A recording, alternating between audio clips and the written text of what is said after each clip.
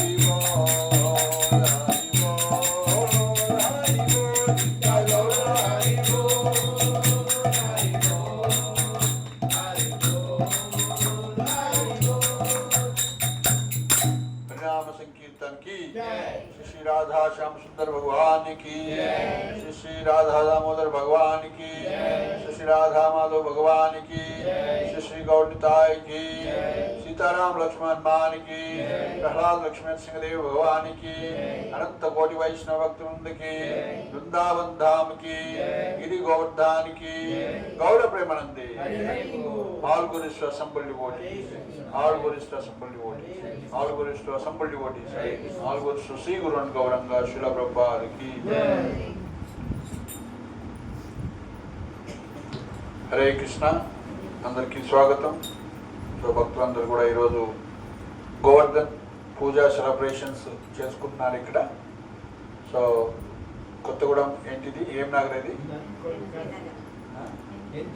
NK Nagar, నట్కొండకల్.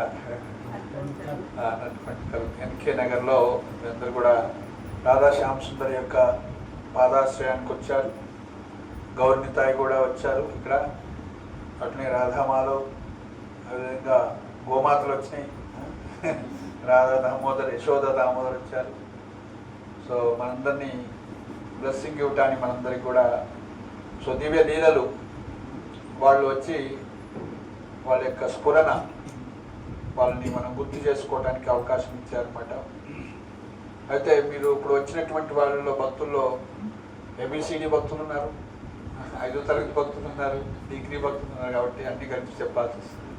So మనము ఇస్కాన్లో హరే కృష్ణ హరే రామ ఉద్యమంలో శ్రీల ప్రభుపాదుల వారు ఇస్కాన్ సంస్థాపకాచార్యులు అంటారు. 1965లో అమెరికా వెళ్ళి 1966లో అంతర్జాతీయ కృష్ణ చైతన్య సంఘాన్ని స్థాపించారు, international society for Krishna consciousness. ఆయన నిన్ననే శ్రీల ప్రభుపాదుల యొక్క తిరోభావ తిథి, అంటే ఆయన ఈ శరీరము ఈ లోకంలో ఈ యొక్క లీలలన్నీ చేసి భగవద్ధామానికి వెళ్ళిపోయారు. మనందరం కూడా ఒకరోజు ఈ శోకాన్ని వదిలిపెట్టి ఒక చోటికి పోతాం. మనకు తెలియదు మనం ఏడిపోతాం, కానీ మన చేతుల్లో అది ఉండదు. కానీ ఆచార్యులు ఏంటి, వాళ్ళు ఎక్కడి నుంచి వచ్చారో, గోలోకం నుంచి వచ్చారు, కృష్ణుని దగ్గర నుంచి వచ్చారు, అక్కడికి వెళ్తారు. సో మనం కూడా గురువుని ఆశ్రయించి ఆ విధంగా సాధన చేసినట్లయితే మనం కూడా భగవద్ధామానికి వెళ్ళొచ్చు. సో కానీ సో ఆ భగవద్ధామానికి వెళ్ళాలి, భగవంతుని సేవించాలి అన్నటువంటి ఆ యొక్క స్ఫూర్తిని, సంకల్పాన్ని, ఆ కుతూహలాన్ని, ఆ యొక్క ఉత్సాహాన్ని మనకి ఇచ్చేది గురువులు అన్నమాట. వైష్ణవులు యొక్క సాంగత్యం చేయటం వల్ల, వైష్ణవుని సేవించటం వల్ల, వైష్ణవు యొక్క కృపను పొందటం వల్ల మనకి ఏమొస్తుందంటే, నాకు కూడా కావాలి, కృష్ణ ప్రేమ కావాలి, కృష్ణ భక్తి కావాలి, కృష్ణుడు కావాలి అన్నటువంటి రుక్మిణీదేవి తెలుసా మీ అందరికీ? ఎవరు రుక్మిణీదేవి? కృష్ణుడి గట్టిగా చెప్పాలి. కృష్ణుడి పత్ని. ఏ పత్ని? మొదటి పత్ని. చాలా పత్ని ఉన్నారు కృష్ణుడికి. సో కృష్ణుడికి మరి రుక్మిణికి ఎలా వచ్చింది నేను కృష్ణుడిని పెళ్లి చేసుకోవాలని కోరిక? మనకు రావట్లేదు ఎందుకు? ఎలా వచ్చింది?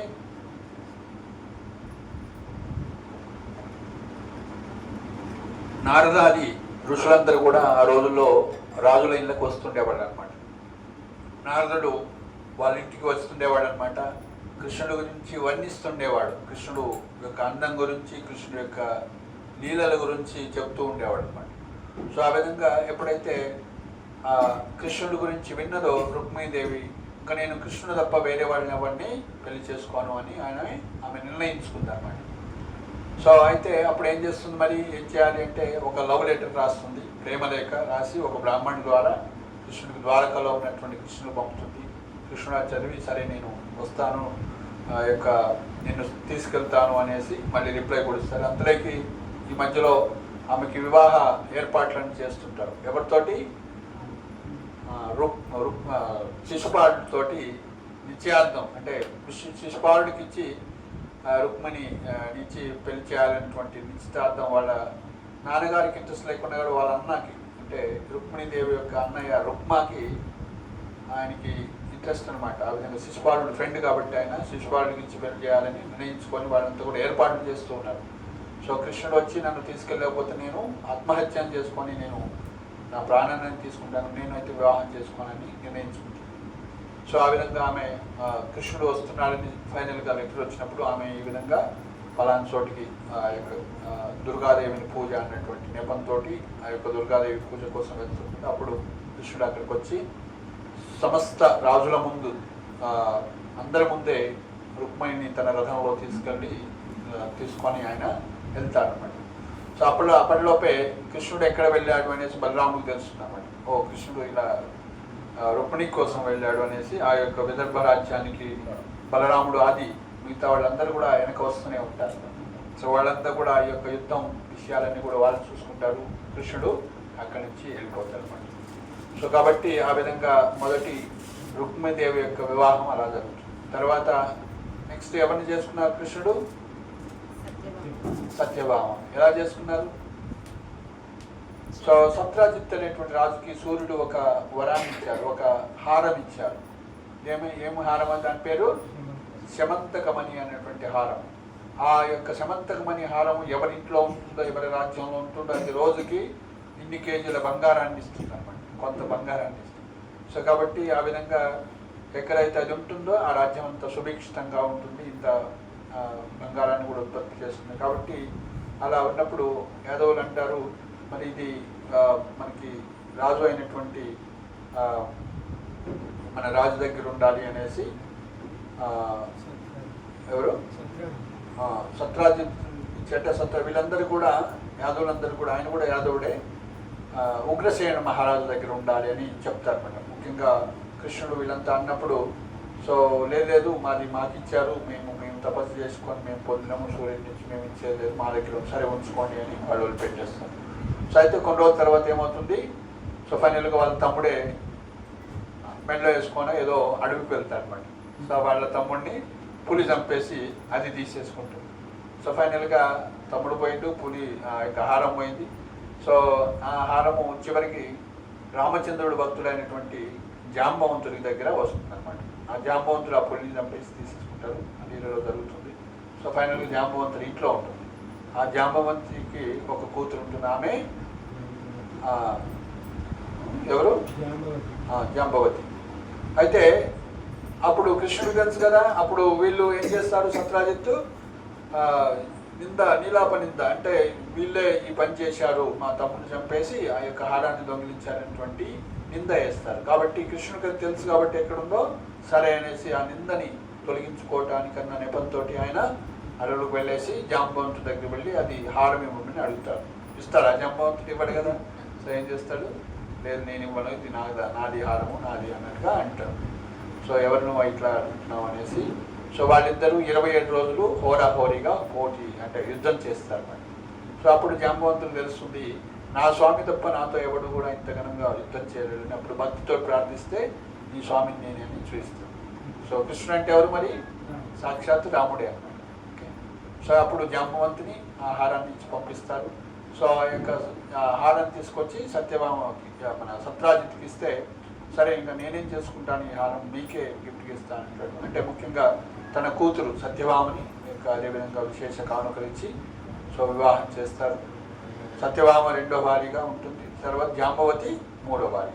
సో ఒక హారంతో ఇద్దరు వచ్చేసారు. కృష్ణుడే కోరుకోవట్లే, కృష్ణుడికి ఆల్రెడీ ఆత్మారాముడు అన్నమాట. ఆమెకి ఏ వైఫ్ అవుతుంది, ఎవరు ఆనందాన్ని ఇవ్వాల్సిన అవసరం లేదు. కృష్ణుడు ఆత్మారాముడు అన్నమాట, భగవంతుడు కాబట్టి ఆయనకి అన్నీ ఉన్నాయి. సో కానీ మనకి ఆనందం కావాలంటే మనం కృష్ణుని పొందితే మనకి ఆనందం వస్తుంది. సో ఆఫ్కోర్స్ వాళ్ళు ఆల్రెడీ లక్ష్మీ దేవతలు ఇక్కడ దీనిలో భాగంగా మనకి ఇక్కడ చూస్తామన్నమాట. సో రుక్మిణి అంటే లక్ష్మీదేవి సాక్షాత్తు, సత్యభామ అంటే భూదేవి అన్నమాట. తర్వాత జాంబవతి, తర్వాత నగ్నజితి, కాళింది, మిత్రవింద. కాళింది అంటే యమున, తర్వాత మిత్రవింద. సో ఆ విధంగా 8 మంది పత్నులని కృష్ణుడు వివిధ లీలల ద్వారా వివిధ సంఘటనలో వివాహం చేసుకుంటారు. సో అంతా అయిపోయిన తర్వాత 16,100 కన్యల్ని నరకాసుడు అన్నటువంటి ఒక రాక్షసుడు అపహరించి ఒక చోట పెడతారు అనమాట. ఎక్కడైతే మహిష్మతిపురం ఏదో ఒక స్పెషల్ ప్లేస్లో పెడతారు అనమాట. సో అక్కడ ఆ రాజులు అదేవిధంగా ఇంద్రాది దేవతలందరూ కూడా ఆయన్ని ఓడించలేకపోతారు అనమాట. అంత ఆయన యాక్చువల్గా వాస్తవానికి ఆయన భూమిపుత్రుడు. స్వామి వరాహ అవతారం ఎత్తినప్పుడు భూదేవిని కౌగిలించుకుంటాడు కాబట్టి, అంటే తన మొట్ట మీద పెట్టుకుంటాడు కాబట్టి వాళ్ళ ప్రేమతోటి పుట్టినటువంటి ఒక అంశం అనమాట. ఆ విధంగా ఆ యొక్క భూమి పుత్రుడు అనమాట, భూదేవి పుత్రుడు. సో అయితే ఆయన దుష్టుల యొక్క అసురుల యొక్క సాంగత్యం వల్ల ఆ విధంగా ఈ యొక్క రాక్షసుడిగా మారుతాడు అనమాట, చెడు ప్రవర్తన కలిగిన వ్యక్తిగా మారుతాడు అనమాట. సో కాబట్టి ఆ విధంగా 16,100 కన్యల్ని అపహరించి ఉన్నప్పుడు సో అందరూ ప్రార్థన చేయంగా, ముఖ్యంగా ఇంద్రుడు కూడా ఇన్వైట్ చేస్తారన్నమాట. ఇక మేము ఇతన్ని ఓడించలేకపోతున్నాము, మీరే మార్గం చేయాలని బ్రహ్మాదేవతలకు విన్నవిస్తే, సో బ్రహ్మదేవుడు విష్ణువుని ప్రార్థన చేస్తే స్వయంగా భగవంతుడే ఈ లోకంలో ఉన్నారు కాబట్టి కృష్ణుడే వస్తారన్నప్పుడు సత్యభామ సమేతంగా కృష్ణుడు వెళ్ళేసి ఆ విధంగా యుద్ధం చేసి ఆయన్ని చంపేసిన తర్వాత వాళ్ళందరికీ కూడా మరి మేము ఏ స్త్రీ అయినా సరే ఇంట్లో నుంచి వెళ్ళిపోతే మరి ఎవరు దిక్కు అంటే ఎవరు ఆదరించారు కదా, సరే మీరే స్వామి మాకు దిక్కు అని వాళ్ళందరూ కూడా 16,100 మందిని కూడా కృష్ణుడు సరే నేను మిమ్మల్ని స్వీకరిస్తాను అని 16,100 ప్యాలెస్లు, మ్యాన్షన్స్ అంటారు, పెద్ద పెద్ద డైమండ్స్తో వెళ్ళిపోయేటువంటి ఆ యొక్క ప్యాలెస్ని తయారు చేసి కృష్ణుడు ఏం చేస్తారు 16,100 హౌజెస్లో ఒకే ముహూర్తానికి పెళ్లి చేసుకుంటారు. సో కాబట్టి 16,100 అదేవిధంగా 8 మంది, మొత్తం ఎంతమంది 16,108 మంది. సో కాబట్టి కృష్ణుడు 16,108 వివాహాలు చేసుకున్నారు. సో దీన్ని కృష్ణుడి యొక్క ఐశ్వర్యం అంత సంపద, 16,100 ఇల్లు ఉన్నాయంటే గ్రేట్ కదా. అంత సంపద ఉంటుందా? మనకు ఒక ఇల్లు కొత్తగూడెంలో ఉంటేనే కష్టం. సో కాబట్టి సరే ఇంకోటి గట్టిగా కష్టపడితే ఏదో హైదరాబాద్లో ఒకటి పెట్టుకుంటాను, అంతకన్నా ఏం పెట్టుకోలేం కదా, 16,000 ఇల్లు పెట్టుకోలేం కదా. సో కాబట్టి అది భగవంతుడు అని ఎవరిని అంటామంటే 6 ఐశ్వర్యాలు సంపూర్ణంగా ఉండాలి. ధనవంతుడు అని ఎవరిని అంటారు? ధనం ఉన్నవాళ్ళని. విద్యావంతుడు అని ఎవరిని అంటారు? భగవంతుడు అని ఎవరిని అనాలి? ఎవరైతే భగ ఉంటుందో వాళ్ళని భగవంతుడు అనాలి. భగ అంటే ఐశ్వర్యాలు, భగ అంటే అప్రెన్సెస్, భగ అంటే విభూతులు అన్నమాట తెలుగులో. ఎవరికైతే ఈ 6 విభూతులు సంపూర్ణంగా ఉంటాయో, ఈ యొక్క ఐశ్వర్యాలు సంపూర్ణంగా ఉంటాయో, సాధారణంగా మనం ఎవరికి ఆకర్షించబడతాము?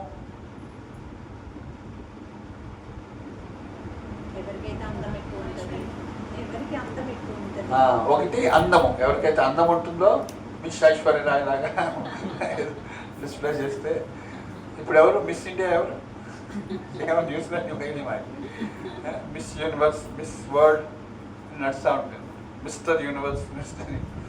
సో కాబట్టి ఎవరికైతే అందం ఉంటుందో, ఇంకా ఐశ్వర్యం సంపద ఉంటుందో, ధనం. కాంగ్రెస్ యూనివర్సిటీ డిక్లేర్ చేసింది నేను ఎంపీగా నిలబడుతున్నాను, ఎన్ని కోట్లు? 400 కోట్లు డిక్లేర్ చేసిన. ఎవరు డిక్లేర్ చేసిన? తక్కువ అనమాట. అట్లా డిక్లేర్ చేసిన వాళ్ళు అఫ్కోర్స్ దొంగదానం ఎంతైనా ఉండొచ్చు, కానీ అట్లా నేరుగా డిక్లేర్ చేయడం గ్రేట్. ఒక ఇండస్ట్రియల్ 500 కోట్లు ఉందని ఎంపీ డిక్లేర్ చేసినట్టు. సో కాబట్టి ఓ ధనమున్న వాళ్ళని ఆకర్షణ. అట్లే నరేంద్ర మోడీ గారు ఇక్కడికి వస్తే, వాళ్ళు వస్తే నరేంద్ర మోడీ వస్తే ఓ మా దగ్గరికి వచ్చారని మన అందరం కూడా. సో అట్లే గాంధీ గారు ఖమ్మం వచ్చారట. అందరూ ఒక ఆయన సర్వమంగళ ప్రభు అని దీక్ష తీసుకున్నారు, సంగయ్య గారని. సో ఆయన నేను గాంధీ గారిని చూశాను అని చెప్తారు. ఆయనకి 93 సంవత్సరాలు ఇప్పటికీ. సో అలాంటి ఎవరికైతే కీర్తి ఉందో వాళ్ళు వచ్చినప్పుడు మనం ఆకర్షించబడతాం. అందము, సంపద, కీర్తి, ఇంకా జ్ఞానం ఉంటే, ఎవరికైతే మొత్తం అన్నీ తెలుసో, సో అలా పూర్తి జ్ఞానం ఉన్న వాళ్ళని మనం ఆకర్షించబడతాం. ఓ ఈయన మంచి, ఓ 15 సంవత్సరాలకి ఆయన పిహెచ్డీ ఏంటండి ఉన్నారా? అట్లా ఉన్నారు కదా, అట్లా తయారైన వాళ్ళు ఉన్నారు. అట్లా స్పెషల్ పర్మిషన్ మేము చదివేటప్పుడు 90s ఒక అబ్బాయి 15 సంవత్సరాలు రాకముందే పర్మిషన్ తోటి 13 సంవత్సరాలకి ఆయన 10th రాసేసినారు. సో అట్లా ఒక జీనియస్ పీపుల్ ఉన్నారు. సో కొంతమంది 15-20 సంవత్సరాల్లో పిహెచ్డీ కంప్లీట్ చేసిన వాళ్ళు ఉన్నారు. వాళ్ళు ప్రొఫెసర్ కూడా అయిపోయారు. యూఎస్లో యూనివర్సిటీలో ప్రొఫెసర్స్ కూడా అయ్యారు. అంత జ్ఞానం ఉంది. సో అట్లనే మనకి భగవద్గీత జ్ఞానం చూడండి. ఇప్పటికి కూడా సుప్రీంకోర్టుకి పోతే దేని మీద ప్రమాణం చేసి చెప్తారంటారు భగవద్గీత. అంటే అంత దివ్యమైనటువంటి జ్ఞానం అనమాట. సుప్రీంకోర్టే యాక్సెప్ట్ చేస్తుంది, కానీ ఒక సైడు మళ్ళీ సుప్రీంకోర్టే దాన్ని వైలేట్ చేస్తుంది. ఆ లాస్ అన్ని రోజు దిగజారుతున్నాయి అన్నమాట. దాన్ని ఆచరించట్లేదు, దాన్ని ప్రచారం చేయకపోవటం వల్ల ఆ విధంగా దిగజారిన పరిస్థితి. సో కాబట్టి సంపద, కీర్తి అని చెప్పాము, జ్ఞానము అని చెప్పాము, అందము అని చెప్పాము. ఇంకోటి రెండో శక్తి అన్నమాట. సో శక్తి అంటే సో భగవంతుడి యొక్క ఈరోజు గోవర్ధన పర్వతాన్ని మనం బుధవారం రోజు కృష్ణుడు గోవర్ధన పర్వతాన్ని ఎత్తినటువంటి రోజు అనమాట. సో శక్తి ప్రదర్శన, భగవంతుడి యొక్క శక్తి ప్రదర్శన అన్నమాట. భగవంతుడికి ఆ యొక్క శక్తి ఉంది. అంత శక్తి ఎవరన్నా ఎత్తుతారా గోవర్ధన పర్వతాన్ని? అది ఒక్క చేతితో. ఏ చేతితోటి? ఎడమ కుడి చేయ, ఎడమ చేతితోటి చిటికిన వేలతోటి. ఎన్ని రోజులు? 7 రోజులు కృష్ణుడు ఎత్తాడు. అంత శక్తి ఉన్నటువంటి వ్యక్తి అన్నమాట భగవంతుడు. సో కాబట్టి భగవంతుడు అని చెప్పాలంటే ఇంకోటి చివరికి త్యాగం చేయడం అంటే వైరాగ్యం అంటారు. సో అన్నీ ఉంటే సో మనం ఏంటి ఇది నాది ఇది నాది అని మనం అన్ని లోకాన్ని సృష్టించి భగవంతుడు ఇది నాది అని అంటే అడ్డు తగులుతలేదు. మీరు ఆనందంగా ఉండండి, మీ సంతోషం నా సంతోషం అని అన్నీ కూడా మనకే ఇచ్చేశారు. గాలి, నీరు, ఎలక్ట్రిసిటీ, రోజు సూర్యుడు వస్తూ ఉంటాడు, free electricity, free sun rays, no payment, bill payment ఏం లేదు. సో కాబట్టి అన్ని భగవంతుడు మనకి ఇస్తున్నారు. సో కాబట్టి భగవంతుడు అని అనాలంటే ఈ యొక్క 6 ఐశ్వర్యాలు సంపూర్ణంగా ఉండాలి. ఐశ్వర్యస్య సమగ్రస్య వీర్యస్య యశస్య జ్ఞాన శ్రియా జ్ఞాన వైరాగ్యస్య షణ్ణాంబగతి అంటే సంపూర్ణమైనటువంటి సంపద, సంపూర్ణమైనటువంటి కీర్తి, సంపూర్ణమైనటువంటి శక్తి, సంపూర్ణమైనటువంటి కీర్తి, సంపూర్ణమైనటువంటి అందము, సంపూర్ణమైనటువంటి జ్ఞానము, సంపూర్ణమైనటువంటి వైరాగ్యం ఉన్న వాళ్ళని భగవంతుడు అన్నారు. ఈ 6 ఉంటే భగవంతుడు అంటానికి ఉండదు. అందం లేకుండా మిగతా అన్ని ఉంటే ఏం ప్రయోజనం లేదు. లేకుంటే అందం ఉంది, సంపద, విద్య ఉంది, కానీ సంపద లేకుంటే ఏం ప్రయోజనం లేదు. కాబట్టి 6 సంపూర్ణంగా ఉన్న వ్యక్తి. సో కృష్ణుడు ఈ లోకంలోకి వచ్చినప్పుడు భగవంతుడుగా ఇవన్నీ ప్రూవ్ చేశారన్నమాట. సో ఆయన గోవర్ధన పర్వతాన్ని ఎత్తాడు కాబట్టి శక్తిమంతుడు అనమాట, సర్వశక్తిమంతుడు అని. సో 16,108 ఇల్లు ఉన్నాయి కాబట్టి అంత సర్వ సంపద కలిగిన వాడు. సో అదేవిధంగా ఆయన యొక్క అందము ఆకర్షించబడుతూ ఉంటుంది, అందరినీ కూడా ఆకర్షిస్తూ ఉంటాడు. సో అదేవిధంగా జ్ఞానము, ఇప్పటికి కూడా మనం భగవద్గీత భాగవతం చదువుతూ ఉంటాం. సో అది మొదట ఎవరికి ఇచ్చారట? కృష్ణుడు చెప్పారు 4వ అధ్యాయంలో సూర్యుడికి ఇచ్చారు. ఇమం వివస్పతే యోగం ప్రోక్తవాన్ అహం అవ్యయం. ఈ అవ్యయమైనటువంటి శాశ్వతమైనటువంటి జ్ఞానాన్ని మొదట సూర్యుడికి ఇచ్చాను, వివస్వానికి ఇచ్చాను. వివస్వాన్ మనవేవ ప్రాభు. వివస్వానుడు ఏమి ఇచ్చారు? తన పుత్రుడైనటువంటి మనువుకి ఇచ్చాడు. మనువు ఇక్ష్వాకవే బ్రవీత్. మనువు తన పుత్రుడైనటువంటి ఇక్ష్వాకు మహారాజుకి ఇచ్చారు. అట్లా గురు ఆ విధంగా రాజులకు వస్తూ ఉందని. అయితే కాలక్రమేణా అది నశించిపోయింది కాబట్టి మళ్ళీ నేను చెప్తున్నాను మళ్ళీ అని అర్జునుడికి మళ్ళీ ఫ్రెష్గా చెప్తాను. కాబట్టి సో మనకి ఆ విధంగా అర్జున్ నుంచి వస్తుంది అనమాట. 5,000 సంవత్సరాల కింద అర్జునుడికి ఏ జ్ఞానాన్ని బోధించారో ఆ జ్ఞానం కూడా మనకి భగవద్గీత. అందుకే శ్రీల ప్రభుపాదుల వారి ఇస్కాన్ సంస్థ ఏం చేస్తుంది? అర్జునుడికి ఏం బోధించారో ఏం మార్పులు లేకుండా మనకి ఇస్తున్నారు అన్నమాట. సో కాబట్టి యథాతథము అన్నారు. భగవద్గీత యథాతథం అంటే యాజ్ ఇట్ ఈజ్గా. సో కాబట్టి మనం కూడా ఆ జ్ఞానాన్ని యాజ్ ఇట్ ఈజ్గా మనం స్వీకరించినట్లయితే మన హృదయంలో మనలో మార్పు వస్తుంది. ఫస్ట్ అర్జునుడు ఏమనుకున్నాడు? వీళ్ళంతా మమ్మల్ని అడవులు పంపించారు, మా రాజ్యాన్ని కొలగొట్టారు, మా భార్య ద్రౌపదిని ఇంత హింస చేశారు, ఇట్లా చేశారు, శపథం చేశారు అంటే మేము మిమ్మల్ని మట్టుమాయం చేస్తామని, అంటే ఓడిస్తామని. సో యుద్ధం చేయడానికి వెళ్ళినటువంటి అర్జున్ ఏం చేసిండు? అయ్యో నా గాండ్యం జారిపోతుంది, వీళ్ళంతా నా బంధువులు, నా అన్నలు, తమ్ములు, మా తాతలు, గురువులు, వీళ్ళని చంపడం ఏంటి, రక్తపాతం చేయడం ఏంటి, నాకు వద్దే రాజ్యం వద్దే వద్దు, కిన్నో రాజ్యైన గోవింద, నాకు యుద్ధమే వద్దు అని లీలా పడిపోతుంది. సో అలా ఉన్నటువంటి అర్జునుడు ఫైనల్గా ఏం చేస్తారంటే కృష్ణుడిని, అప్పటి వరకు కృష్ణుడు ఫ్రెండ్ అనమాట, స్నేహితుడు మాత్రం. శిష్యస్తేహం సాధిమాం త్వం ప్రపన్నం. అసలు నేను ఏం చేయాలో నేను కన్ఫ్యూజ్ అయ్యాను స్వామి. సో నేను ఈ శిష్యుడిని అవుతున్నాను, నా జ్ఞానాన్ని బోధించినప్పుడు అప్పుడు కృష్ణుడు సో ఈ జ్ఞానాన్ని బోధించి, అప్పుడు జ్ఞానాన్ని విన్న తర్వాత, భగవద్గీత విన్న తర్వాత ఏం చేస్తాం మనం? సో నేను అసలు రాజ్యం పోయి అడుక్కొని తింటాను, మెడిటేషన్ చేసుకొని ఉంటాను, కానీ నేను మాత్రం యుద్ధం చేయాలి, వీళ్ళని రక్తపాతం చంపలేను అంటున్నాను. సో కానీ భగవద్గీత విన్న తర్వాత ఏం చేస్తాడు అర్జునుడు? యుద్ధం చేస్తాడు. కరిష్యే వచనం తవ, నువ్వు ఏది చెప్తే నేను చేస్తాను, రెడీగా ఉన్నాను. సో కాబట్టి మనం కూడా భగవద్గీత చదివితే ఎట్లా తయారవుతాం? మన యొక్క కర్తవ్యాన్ని, మన యొక్క డ్యూటీ ఏదైతే ఉందో అది పర్ఫెక్ట్గా తెలుసుకొని సో అది నిర్వర్తిస్తాం అన్నమాట. సో మన డ్యూటీ అంటే మనకి స్పష్టంగా తెలవాలి. ఫస్ట్ ఏంటి మన డ్యూటీ? ఏంటి నీ డ్యూటీ ఏంటి? అది విద్యాభ్యాసం, మంచిగా చదువుకోవడం. చదువుతున్నావా? మంచిగా తిని పడుకున్నా రోజు దాంట్లో స్కూల్కి పోయి ఆడుకుంటున్నావా? చదువుతున్నావా? ఓకే. మీ డ్యూటీ ఏంటి? ఏం జాబ్ చేస్తున్నారు? సర్చ్ చేస్తున్నారు జాబ్. ఓకే. సో జాబ్ చేయటం. ఇంకా మీ డ్యూటీ ఏం చేస్తుంటారు? ఇంట్లో ఉంటారు, హౌస్ వైఫ్. ఇంట్లో అన్ని సేవలు, చాలా సేవలు ఉంటాయి ఇంట్లో. అన్ని బట్టలు ఉతకాలి, అన్నం వండాలి, ఇల్లు ఉడవాలి, అందరికి పెట్టాలి. పోయిన తర్వాత మళ్ళీ అష్టోత్తరం ఉంటుంది పొద్దున సాయంత్రం. ఇవన్నీ బట్టలు ఉతికే వాళ్ళకి, ఇల్లు తుడిచే వాళ్ళకి, వంట వండే వాళ్ళకి, వార్చే వాళ్ళకి, మళ్ళీ క్లీన్ చేసే వాళ్ళకి, మళ్ళీ అంటుతో వాళ్ళకి ఇల్లు లెక్కేస్తే బయట సంపాదించిన ఎక్కువ సంపాదించు. సో కానీ మనం దాన్ని లెక్కేయట్లేదు. సో కాబట్టి అమ్మ పోస్టు పెద్దదన్నమాట, గృహలక్ష్మి అంటాం. నెక్స్ట్ మీరేం చేస్తారు? సో ఇట్లా మనందరికీ కర్తవ్యాలు ఉంటాయి అన్నమాట. సో మన కర్తవ్యాన్ని శ్రద్ధతోటి, నిష్ఠతోటి చేయాలి అంటే మనం భగవద్గీత వినాలి. వినకుంటే ఏమనుకుంటాను? ద్వేషిస్తుంటే ఇదంతా నా మీద పడ్డది, ఇదంతా ఏంది అని కష్టాలు వస్తాయి. సో అలా కాకుండా మనం ఎవరము, మన కర్తవ్యం ఏంటి, ఎందుకు చేయాలని స్పష్టంగా తెలుసుకొని చేస్తే దాని యొక్క ఫలితము పర్ఫెక్ట్గా ఉంటుంది. సో కాబట్టి ఆ విధంగా జ్ఞానాన్ని విన్న తర్వాత అర్జునుడు ఏం చేస్తాడు?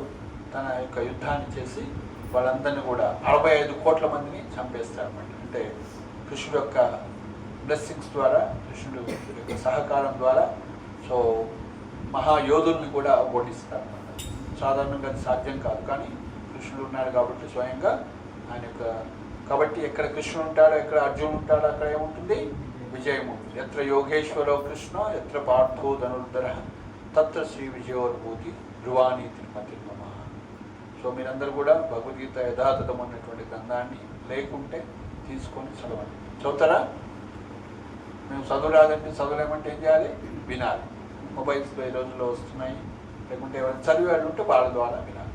సో మనకు అందుకే ఇక్కడ విద్యానగర్ మూడో లైన్లో విద్యానగర్ ప్రభుజీ వాళ్ళ ఇంట్లో రోజు సత్సంగం పెడుతున్నారు. ముఖ్యంగా ఆదివారం భగవద్గీత క్లాసులు మొదలుపెట్టారు.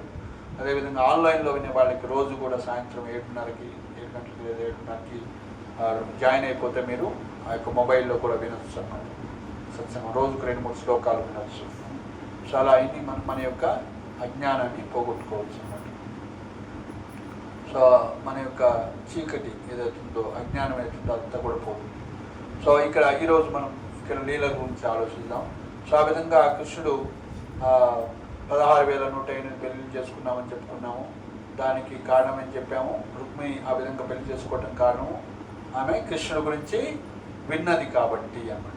సో కాబట్టి మీరందరూ కూడా కృష్ణుడు గురించి ఉంటే మీరు కూడా కృష్ణుడు కావాలి నాకు అని కోరుకుంటాం. మేము కూడా కృష్ణుడు గురించి వినకముందు మాకు కృష్ణుడు కావాలని లేదు. ఏం కావాలి? చదువు, జాబు, ఇంకా పెళ్ళి, పిల్లలు, ఇల్లు, వాకిలి, దేశము, ఇంతే. సేవ. సో కానీ ఇప్పుడు ఏం తెలుసుకున్నామంటే ఈ దేశమే కాదు, అనంత కోటి విశ్వాలు ఉన్నాయి. ఆ యొక్క భాగవతం చదివిన తర్వాత ఇలాంటి బ్రహ్మాండాలు అనంత కోటి. మహావిష్ణువు యోగ నిద్రలో ఉన్నప్పుడు ఆయన శరీరం నుంచి, మన శరీరంలో ఏ విధంగా అయితే బిందువులు వస్తాయో, చెమట బిందువులు వస్తాయో, అట్లా ఆయన యొక్క శరీర రంధ్రాల నుంచి అనంతమైనటువంటి విశ్వాలు, బ్రహ్మాండాలు వచ్చినాయి. అనంతమైనటువంటి విశ్వాల్లోకి ఆ మహావిష్ణువు గర్భోదక సాయి విష్ణువుగా ఎక్స్పాండ్ అవుతుంది. ఆ గర్భోదక సాయి యొక్క నాభి నుంచి వచ్చేటువంటి యొక్క లోటస్ స్టెమ్ ఏదైతుందో, లోటస్ ఫ్లవర్ యొక్క కాడలో ఆ విధంగా మొదట ఆ లోటస్లో బ్రహ్మదేవుడు జన్మిస్తాడు. ఆ యొక్క బ్రహ్మదేవుడు ఈ యొక్క లోటస్ స్టెమ్లో 14 లోకాలను సృష్టిస్తాడు. అలాంటి అనంత కోటి బ్రహ్మలు ఉన్నాడు. మన బ్రహ్మకి 4 తలకాయలు ఉన్నాయి. చిన్న బ్రహ్మ, మన బ్రహ్మకి 4 తలకాయలు. కానీ ఒకసారి బ్రహ్మదేవుడు కృష్ణుడు ద్వారకాలో ఉన్నప్పుడు వెళ్తారనమాట. ఆ ద్వారపాలకు వెళ్తారు. ఎవరండి మీరు అంటే, మేము బ్రహ్మదేవుడు అంటే. బ్రహ్మదేవుడు వచ్చారని చెప్పండి, ఇట్లా స్వామి దర్శనానికి వచ్చామని చెప్పండి అంటే, ఓకే ఎవడు వచ్చారు అంటాడు కృష్ణుడు. బ్రహ్మదేవుడు వచ్చారు అంటే, ఏ బ్రహ్మ వచ్చిండు అంటాడు. ఆయన ఏ బ్రహ్మ, మీరు ఉచ్చు బ్రహ్మారి అని అడుగుతారు. అరే నన్ను పట్టుకొని ఉచ్చు బ్రహ్మారి అని అడుగుతాను, ఇదే ప్రశ్న.